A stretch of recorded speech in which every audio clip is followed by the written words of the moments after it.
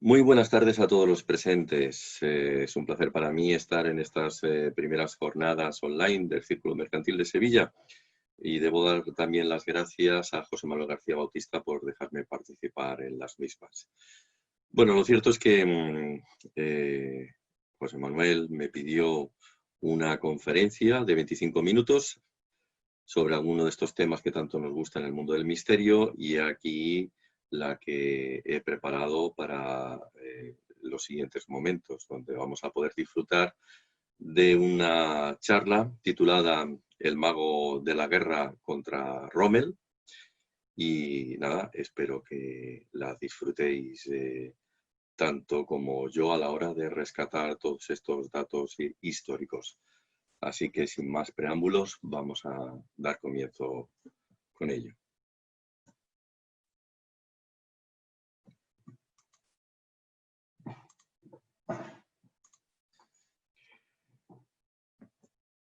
Me imagino que estaréis viendo conmigo una compartición de un PowerPoint, que es el que voy a utilizar para estos siguientes 25 minutos.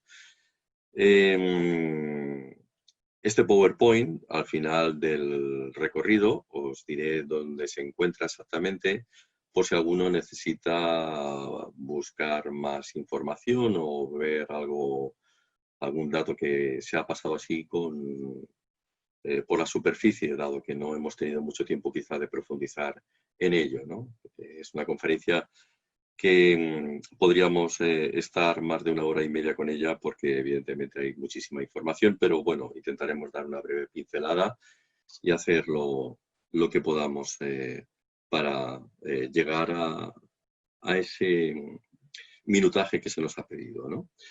El mago de la guerra contra Rommel es simplemente la historia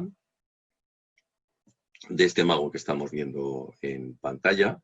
Su nombre es Jasper Maskelyne y en realidad era un ilusionista británico. Sabemos que nació en Inglaterra hacia el año 1902 y que falleció en Kenia hacia el año 1973. Fue el nieto de uno de los más importantes magos de la Inglaterra de aquel momento, John Neville, y sobre todo John Neville había sido el inventor de un conocido teclado de máquina de escribir que luego fue adoptado por IBM, ¿no? Este hombre había participado en numerosos espectáculos de magia, ya era bastante conocido en la época y se nos va a hacer quizá más interesante su vida por lo que vamos a narrar ahora a continuación. Posteriormente a su intervención en la Segunda Guerra Mundial, Jasper Maskelyne participó en diversos programas televisivos. Erwin Rommel, yo creo que todo el mundo lo conoce, es conocido como con el sobrenombre del Zorro del Desierto. En realidad, el mariscal que participó en esas campañas del África Norte, quizá más bien cabría decir de Oriente Medio, ¿no? Al frente del Afrika Korps, le ganaron una gran reputación, sobre todo como comandante de tanques de guerra, y este apodo de Zorro del Desierto se lo llegaron a colocar los aliados, porque era un hombre que parecía predecir todos los movimientos del bando aliado, ¿no? Cada vez que estos se movían a alguna parte del desierto, Rommel los estaba esperando en ese punto concreto. O bien era un gran estratega, o bien significaba que tenía un buen servicio de contraespionaje. Cabe decir también de Rommel que Rommel fue uno de los que participó en el atentado contra Hitler. Aquel atentado que vimos en aquella película protagonizada por Tom Cruise, que se llamó Operación Valkyria, ¿no? Pues Rommel parece que tuvo mucho que ver, bueno, o parte, porque él era consciente de lo que estaba haciendo Hitler con la solución final del exterminio a los judíos y aquello no le gustaba en lo más mínimo y bueno, al final su vida es también digna de tomarse en consideración porque mucha gente, los alemanes se sorprendieron mucho cuando supieron que lejos de la versión oficial que siempre se había dado sobre la muerte de Rommel, Rommel se acabó suicidando dado que Hitler y los suyos pues, se dieron cuenta de que había participado en este atentado contra la vida del Führer y le ofrecieron la posibilidad de suicidarse con una pastilla de cianuro a cambio de ser enterrado con honores y de que su familia no sufriera ningún atentado, ¿no? Así que ese fue el final del gran Rommel. Sobre la vida de Maskelyne estaba casado desde hacía 14 años antes de participar en la contienda con Mary. Tuvo 2 hijos con esta mujer y su gran sueño, bueno, era materializar trucos de magia, más bien trucos de ilusionismo en el campo de batalla, ¿no? De modo que este hombre se alistó en el ejército, recibió una instrucción en el castillo de Farnham, al sudeste de Inglaterra. Lo que sucedió también con Maskelyne es que en realidad él había realizado una prueba ante una serie de mandos del ejército británico para demostrar de qué manera se podían aplicar sus trucos a la guerra, ¿no? Y entonces hizo aparecer un acorazado mediante un juego de espejos en un conocido río, en el Támesis de Londres, ya que yo sorprendió tanto porque allí no había nada, simplemente era un truco de magia simple y llanamente, que al final pues decidieron que este hombre les vendría muy bien para la Segunda Guerra Mundial. El caso es que tampoco es que confiaran demasiado en él y en principio lo iban a destinar a esa sección de camuflaje, ¿no? Porque esos trucos de ilusionismo pues vendrían muy bien, sobre todo pues para camuflar la diversa artillería empleada en la Segunda Guerra Mundial. Él llegó a fundar una cuadrilla que se autodenominaron a sí mismos los de la Cuadrilla Mágica. Y la Cuadrilla Mágica era en realidad el grupo de ayudantes que Maskelyne tuvo en Egipto. Este grupo de ayudantes estuvo conformado por modistos, escultores, diseñadores de escenarios, restauradores, electricistas, artesanos, y aquí puse en principio incluso un experto en viñetas, hoy en día diríamos un dibujante de cómic, ¿no? ¿El por qué? Pues luego más tarde, si acaso, lo explico, ¿no? Todas estas lecciones que él impartió a este grupo las iban a destinar en principio, como digo, al engaño del camuflaje a principios del año 1941. El caso es que Maskelyne y los suyos se embarcaron en un barco, en un transatlántico, con rumbo al Cairo, aunque estuvieron en todo caso, si se intervenían sus comunicaciones, por el contraespionaje alemán, estuvieron dando tumbos por Oriente Medio antes de llegar al Cairo para que nadie supiera en qué puerto iban a atracar. El primer encargo que se le hizo a Maskelyne, nada más llegar, fue intentar convencer al imán de los derviches en Damasco, el príncipe Hassan, que en realidad era un imán más de una de estas tribus. Bueno, la tribu de los derviches cabe decir que sería la facción sufí de los musulmanes. Yo supongo que todo el mundo sabe que los musulmanes también tienen sus diversas corrientes, una de ellas es el sufismo. Sufismo es como la versión esotérica del Islam. Y los derviches, sobre todo los derviches turcos, son muy conocidos porque son estos que aparecen en esos espectáculos donde danzan en el sentido del giro del universo, con aquellas enormes faldas, simplemente pues que en realidad aquello tenía unas connotaciones esotéricas, pero que hoy en día se ha convertido prácticamente en un espectáculo para turistas, ¿no? Bueno, pues Maskelyne debía convencer de que permitiera que los británicos ocuparan sus tierras para enfrentarse a los alemanes. Este imán, este príncipe, no lo quiso, y la única manera de convencerle era de que, bueno, que sus poderes de magia eran superiores a los del príncipe Hassan. Así que al final, un día se tuvieron una reunión en iba a decir en cabaña, pero no es el término adecuado. Bueno, sería en en un punto concreto de la tribu. Bueno, el caso es que cuando se encontraron el uno frente al otro, se empezaron a realizar trucos de magia y Maskelin sobre todo utilizó muchos trucos de ilusionismo de manos. Y en un momento determinado vio como el príncipe Hassan se clavaba una especie de lanza en el vientre y claro, aquello parecía prácticamente insuperable hasta que se dio cuenta de cuál era el truco que estaba utilizando este hombre, ¿no? En realidad lo que llevaba puesto era una faja de cuero, de tal manera que esa faja evitaba el impacto de la pica de la lanza y la desviaba, ¿no? Todo esto además implicaba que este hombre llevaba unas prendas muy holgadas y llevaba una especie de rellenos para parecer que era más grueso de lo que realmente era en sí, y aquello disimulaba muy bien, pues ese vientre disimulaba muy bien qué es lo que había detrás de tanta ropa, ¿no?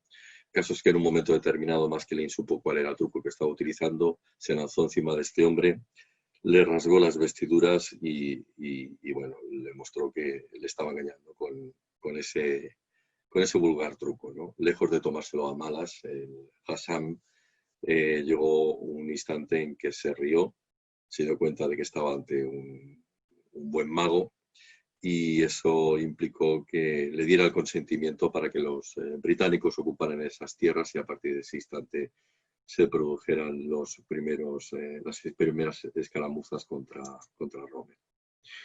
Bueno, después de este encargo, a Maskelin se le pidió que camuflaran unos tanques en el desierto y se encontraron con un problema, no había pintura. Así que la única manera que tuvo de realizarlo era encontrar alguna especie de sucedáneo de la pintura, algo similar, ¿no? Bueno, se le ocurrió que como él había localizado en un vertedero de estos de basura un montón de botecitos de salsa Worcester. Esta es una conocida salsa que utilizan sobre todo se utiliza mucho en Inglaterra. Aquí recibe Perrier, creo que le llamamos. Bueno, pues la salsa Perrier, creo que le decimos aquí. Pues esta salsa, una vez la encontró allí, como digo, cientos de litros de la misma, la llegó a mezclar con un buen fijador que era el estiércol de camello y este fue el elemento que ellos utilizaron para empezar a pintar de color amarillento, un amarillento tierra, los tanques de los británicos, ¿no? Bueno, pues de esa manera el primer encargo de camuflaje que se le pidió a Maskelin fue abordado con éxito. Otro encargo que se le pidió, a raíz de que funcionó bastante bien el primero, es si había alguna forma de impedir que desde el aire se supiera, o supieran más bien los de la Luftwaffe, ¿no? La aviación alemana, bueno, pues se dieran cuenta de qué es lo que había allí debajo, ¿no? Había que evitar a toda costa de que estos tanques que iban a ser trasladados de un punto a otro fueran detectados por lo que era esta aviación alemana. Así que a Maskelin se le ocurre lo siguiente. En realidad lo que va a hacer es un truco para esconder los tanques con un aspecto de camión, para lo cual crea con una especie de lonas y tablillas de madera, crea como dos estructuras que de forma muy sencilla, aquí se ve una fotografía, pues hace que los soldados lo camuflen de forma muy rápida, ¿no? Incluso el morro de lo que es el camión en realidad estaría ocultando lo que es el cañón de la tanqueta. No se ve muy bien en esta fotografía, pero sí en esta otra siguiente, que estarán ustedes viendo ahora mismo en pantalla, y aquí sí que se ve algo más claro como mediante un juego de lonas y de tablillas de madera, pues se podía llegar a esconder un tanque, dándole este aspecto de camión o de camioneta. No uno, en realidad, lo que fueron ocultando fue pues una buena decena de tanques que fueron trasladados de un punto a otro. El caso es que esto funcionó muy bien porque, como digo, visto desde el aire a lo que son estos de 10.000 pies de distancia, es imposible que un avión de aquella época se dé cuenta de lo que está sucediendo ahí abajo, ¿no? El siguiente encargo, o quizá uno de los más importantes, que se le acomete que acomete Maskelyne y su cuadrilla mágica, que es el nombre de todos estos ayudantes que tuvo Maskelyne y que le ayudaron en todo el desarrollo de estos trucos, fue intentar ocultar lo que era el puerto de Alejandría. El puerto de Alejandría pues era el puerto más importante de todo Oriente Medio. En realidad era el puerto donde, bueno, pues se atracaba por parte de los británicos para abastecer de suministros a todo el ejército. Pues aquello evidentemente era muy perseguido por la Luftwaffe y lo que hacían era constantemente intentar bombardearlo, ¿no? Cuando le piden a Maskelyne que oculte lo que es el puerto, Maskelyne sabe que ocultarlo es prácticamente imposible. Se pudiera haber conseguido a través de un juego de espejos, pero realmente esto era muy complicado y se requerían grandes medios que en aquel momento no se tenían. Y bueno, lo que hizo este buen hombre es sustituir un puerto por otro. Por lo visto había una bahía llamada Marjut, unos kilómetros más estaríamos hablando del oeste, y resultó ser bueno, que lo que se le ocurre es construir un nuevo puerto de Alejandría en esta nueva bahía. Un puerto de Alejandría realizado de cartón piedra, es decir, todas las estructuras que parecían edificios estaban realizadas de cartón piedra. Había un faro muy similar al faro de Alejandría, también construido prácticamente con una estructura de madera, luces por doquier. Incluso habían unos cuantos cañones para dar la sensación de que había algún sistema de baterías antiaéreas, ¿no? No sabían si aquello iba a funcionar. La Luftwaffe cierta noche llegó a donde debería estar el puerto de Alejandría. El puerto de Alejandría Real estaba apagado, de modo que el capitán de esta escuadrilla de aviones, pues lejos de encontrar el puerto donde debía, miró abajo y se dio cuenta de que habían unas luces unas millas más abajo que parecían simbolizar las luces del puerto de Alejandría que él no estaba localizando. Como no existía el GPS, que lo único que tenían eran mapas y compases, este capitán supuso que simplemente se había equivocado en sus cálculos y que sencillamente se tenían que trasladar un poquito más abajo, de modo que eso fue lo que hicieron y de esa manera bombardearon un puerto que en realidad no era auténtico, no era real, ¿no? Era toda una enorme maqueta instalada por Maskelyne y su equipo. Pues cuando se fueron y al día siguiente empezaron a llegar los aviones alemanes de reconocimiento, Maskelyne y su equipo habían dispuesto en el suelo unas enormes telas que, pintadas por aquel dibujante de cómics, lo que hacían creer era que había enormes cráteres en el suelo, cráteres que en realidad estaban pintados encima de unas lonas.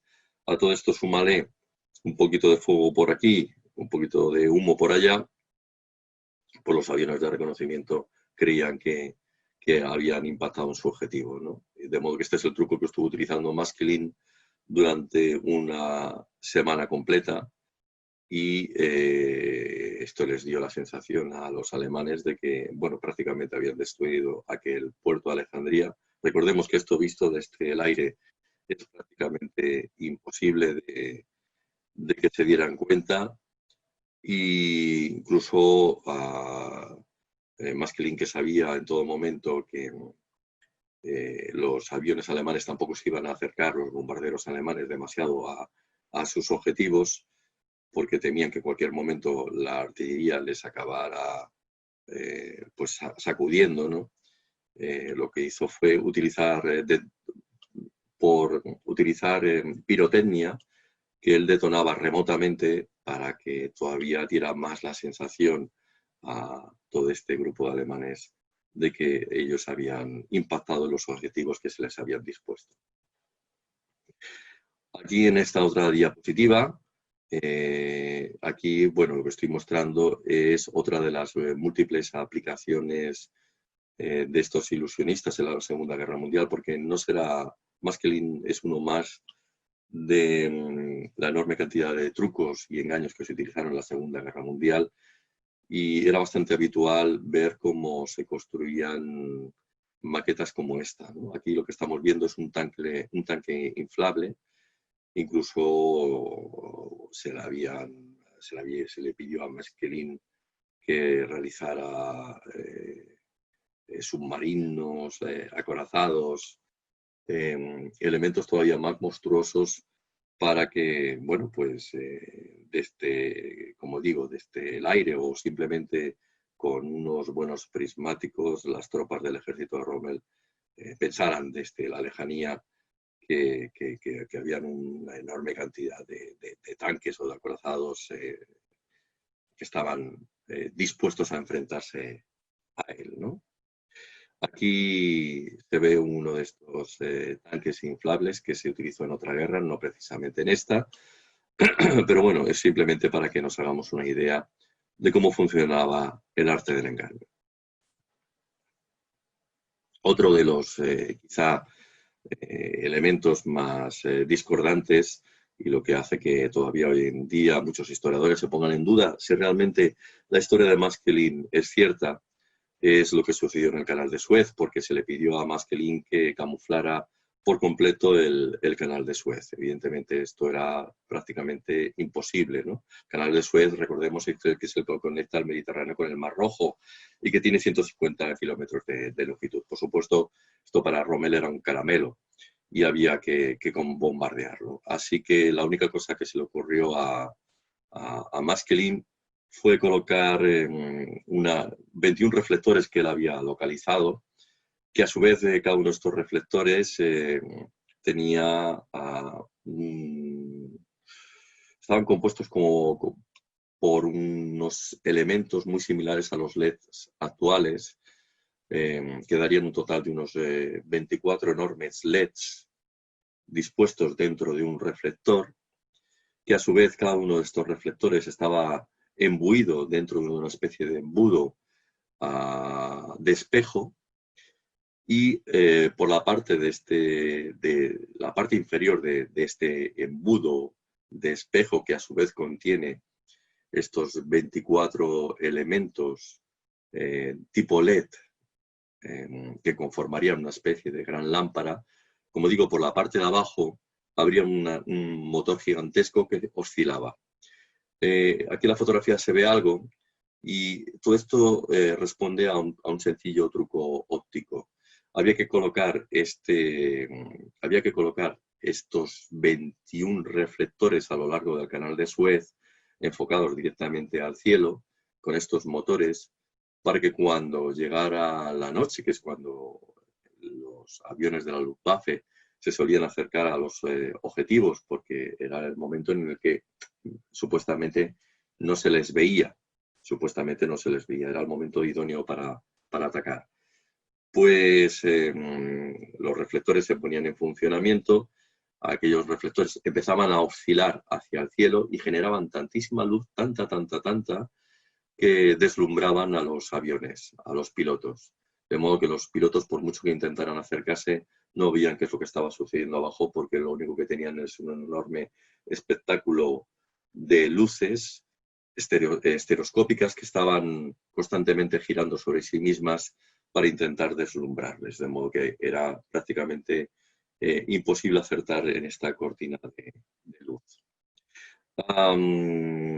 Otro de los episodios de la vida de Maskelyne es cuando el príncipe Farouk I, que en aquel momento tenía 21 años, que aquí lo vemos en la foto, en principio se había mantenido neutral, pues se sospecha de que en el Palacio ad-Din tiene algún tipo de transmisor con el que está hablando con los alemanes. Bueno, pues hay que neutralizar este transmisor.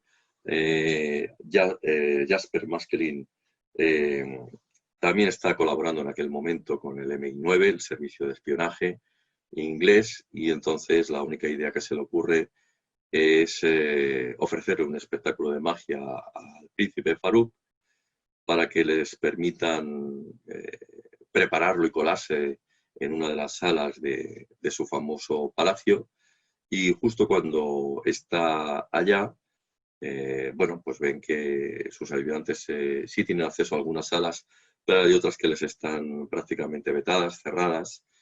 Y bueno, hay un truco, que aquí estamos viendo algo muy similar, que consiste en que Maskelyne se tiene que meter e introducir dentro de una de estas cajas con las manos totalmente atadas y esposadas, manos y pies, y deshacerse de este escollo para aparecer en otra caja situada a unos cuantos metros de distancia, ¿no?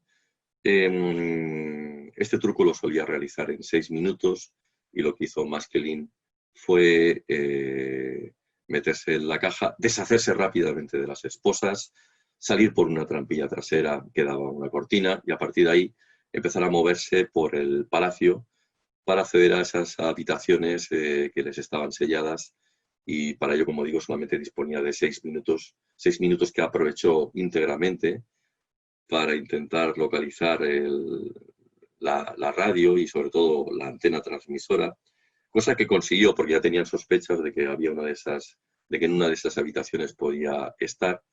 Y sí, fue allí, encontró la habitación correspondiente,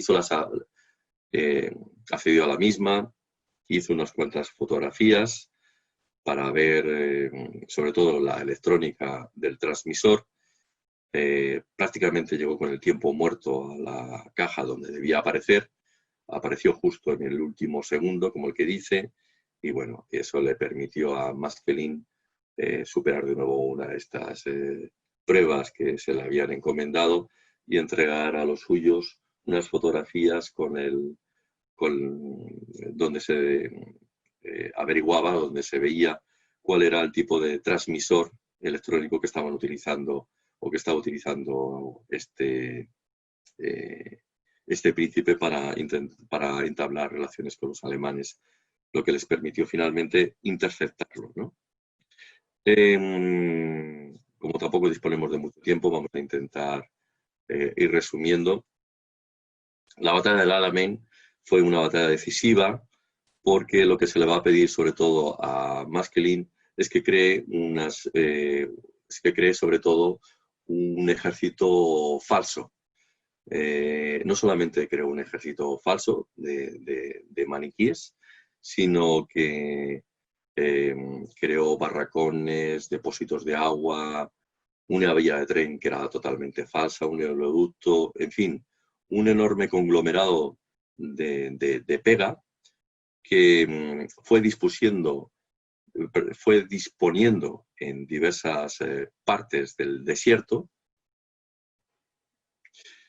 Aquí vemos estos maniquíes para que el grueso de las tropas alemanas, sobre todo las tropas de Rommel, pues vieran que lejos de existir un único punto donde se iban a enfrentar en la famosa batalla del Alamein, que supuso prácticamente el final de la contienda en Oriente Medio, pues lejos de encontrar un punto donde se iban a enfrentar ambos bandos, Rommel lo que vio es que el bando aliado, pues lo que tenían eran tropas, o más bien campamentos, diseminados por diversos puntos del desierto. Solamente uno era el auténtico y el resto, como digo, eran simplemente fantasías, ¿no?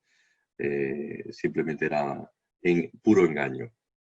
Un poquito lo podemos ver aquí en una fotografía donde, visto desde el aire, esta especie de barracones y esta especie de ejército en realidad es todo de mentira, es todo un fraude, ¿no?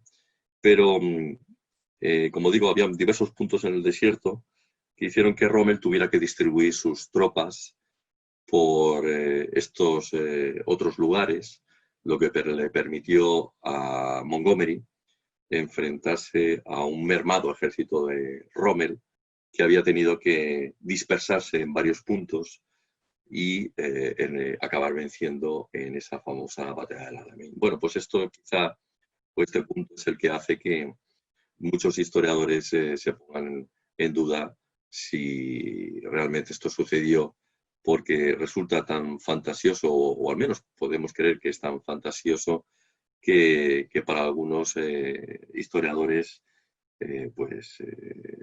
bueno, como no hay constancia documental de que esto haya existido, pues tienen sus dudas. Supimos en realidad de toda esta historia de ilusionismo y magia dentro de la Segunda Guerra Mundial, cuando en el año 1946 Jasper Maskelyne volvió de nuevo a Inglaterra y escribió un libro llamado Magic Top Secret, donde explicó todas sus aventuras. Dado que en realidad después del 1946 hay que esperar 100 años para que los documentos de la Segunda Guerra Mundial sean desclasificados por completo, pues claro, no vamos a poder saber si lo que contó Maskelyne en su libro es real hasta el año 2046. Así que todas estas historias, algunos se las ponen en duda y otros creen bueno, que quizá no sea del todo cierto lo que explica Maskelyne en su libro, pero que es probable que al menos un 80% de lo que explica sea real. Bueno, la vida de este hombre continuó en Inglaterra. Como dije al comienzo, dio diversos espectáculos de magia en televisión.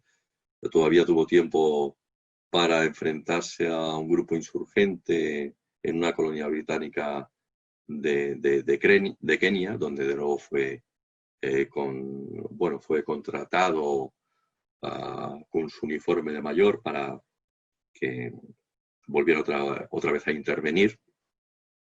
Fundó una autoescuela, porque de hecho ya se quedó a vivir allí. Tuvo un hijo que no... Bueno, tuvo dos hijos en realidad, pero el hijo varón, Alistair, no quiso seguir sus pasos para nada y en el año 1973 falleció el que todavía hoy en día es conocido como el mago de la guerra. Simplemente para ir finalizando, aquí pongo unas cuantas fotografías para que veamos cuáles son estos artilugios de goma que se utilizaron en diversas guerras. Aquí, por ejemplo, estamos hablando hoy de la Segunda Guerra Mundial, un avión de reconocimiento de goma falso. Los alemanes también hicieron sus trampas, un tanque hecho de cañas. Los tanques dummy de los alemanes, que estaban construidos en cartón, que en realidad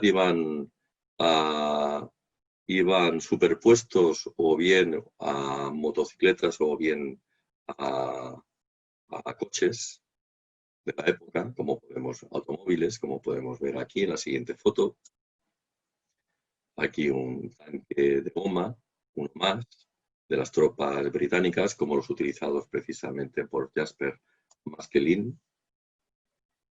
Cuando los soldados llegaron a las afueras de Colonia, se encontraron con un tanque alemán construido en madera, más que nada porque, bueno, los alemanes también hicieron sus trampas para hacer creer al bando aliado que tenían más armamento del que realmente tenían al final de la Segunda Guerra Mundial, ¿no? Y aquí es donde se puede, bueno, estos son mis libros, algunos de ellos, y un par de direcciones web, que es carlosmesa.com, por si alguien se quiere poner en contacto conmigo, y planetainsólito.es, por si alguien quiere saber alguna cosa más de de las actividades que realizo. Una última cosa para finalizar. Dije en todo momento que iba a dar la dirección o una dirección web donde poder encontrar este PowerPoint que he usado para esta presentación, y lo pongo ya como colofón final. Se llama slideserve.com/Carlos Mesa. slideserve.com/Carlos Mesa.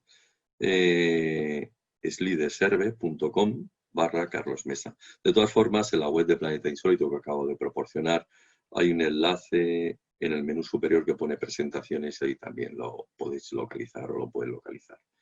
Nada más por mi parte, espero que hayan disfrutado de este ratito en esta charla y espero que no sea la última vez y nos volvamos a encontrar en una futura ocasión. Que sigan disfrutando de estas jornadas. Hasta pronto.